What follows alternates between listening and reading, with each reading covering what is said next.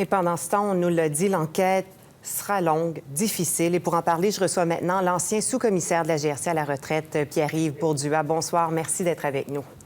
Ça me fait plaisir. Plus de 18 victimes, 16 scènes de crimes sur un grand territoire. À quel point ça rend l'enquête particulièrement difficile? L'enquête va être certainement complexe. Ce qu'il faut comprendre, c'est qu'il y a plusieurs volets à cette enquête-là.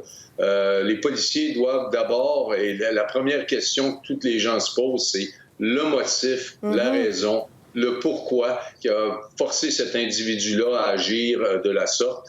Donc, l'enquête doit évidemment mettre l'emphase sur l'individu. Qu'est-ce qui a motivé l'individu? Donc, les enquêteurs, des spécialistes en profil psychologique sont à examiner toutes les correspondances, l'utilisation que la personne a faite de la technologie, les recherches que la personne a faites pour déterminer son état d'esprit, qu'est-ce qui l'a forcé à planifier d'avance une tragédie telle qui a été vécue samedi soir.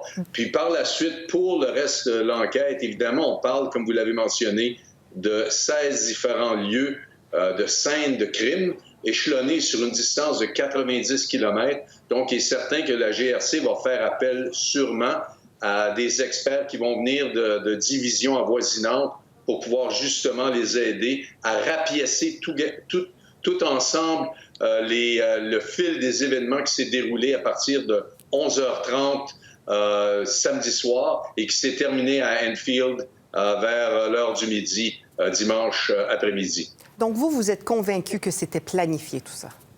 Alors, absolument. Si on pense, par exemple, à l'individu qui avait fait, ni plus ni moins, utiliser des décals pour représenter un véhicule de la GRC, que selon les rapports policiers, l'individu était habillé de façon à faire croire qu'il était en fait un policier. Il est certain que ça ne s'est pas déroulé en l'espace de 24 heures avec un individu qui a planifié ce type d'action-là pour évidemment une longue période de temps. La police ne pourra pas interroger le tireur parce qu'il est mort. Il n'a pas laissé de notes. C'est ce qu'on nous dit, du moins pour l'instant. Pensez-vous que les familles auront un jour les réponses à leurs questions sur les motivations, qu'on va savoir le motif finalement? Bien, en fait, c'est le but premier présentement de l'enquête. Il y a deux volets à ça. Un, c'est évidemment pour donner des réponses aux familles éplorées qui se demandent évidemment tous pourquoi.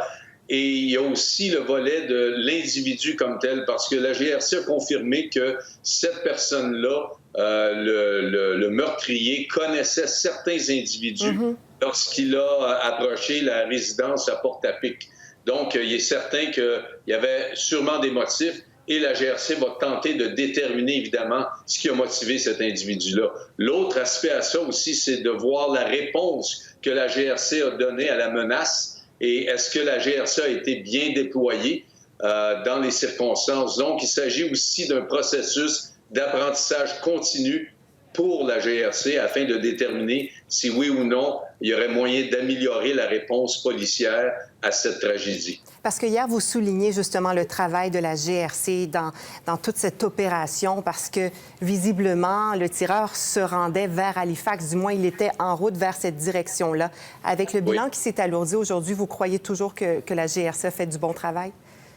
Bien, évidemment, je crois que la GRC a fait le travail qui devait être fait selon les circonstances. Pour avoir travaillé et œuvré au Nouveau-Brunswick pendant 20 ans à titre de patrouilleur, il faut comprendre qu'en région rurale, un patrouilleur va répondre évidemment immédiatement à un appel 911, mais le renfort qui va venir le supporter dans la réponse immédiate, quelquefois à des kilomètres.